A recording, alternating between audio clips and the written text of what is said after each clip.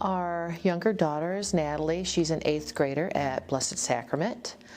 And we weren't sure where she was going to go to high school. She was non-committal. The only thing we did know from Natalie is that she did not want to go to any of the schools in St. Louis. That did not interest her.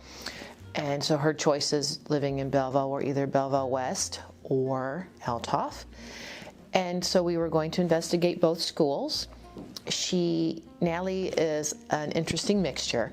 She has a math and science brain that's out of this world, but she's also into art.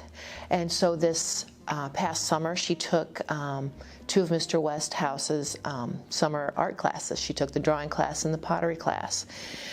And when we were talking again in the fall, she's like, "Mom, I think I'm leaning more towards Althoff." I'm like, "Well, that's great. What makes you think that? You couldn't tell me before what you wanted to do or where you wanted to go." She goes, "I really like Mr. Westhoff.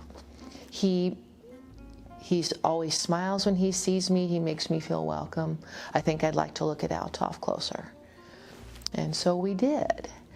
And when we came to the open house, everyone was awesome. And when she saw the STEM lab, she saw the engineering program, she saw the biomedical program. She hadn't had any experience with that before, like the art program. She fell in love. She wants to do them both, and she realizes that she may not get that opportunity, at least not initially, but she's got the math and science for the engineering. She loves to create things.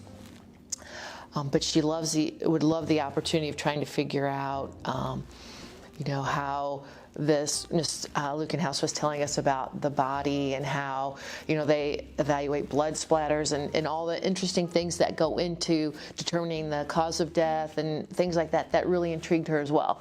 So she's looking forward to being able to try these things out before she goes to a university. She thinks she might want to be an engineer, but now she gets to experience some of this here before we go and send her to an engineering school that she decides she doesn't like.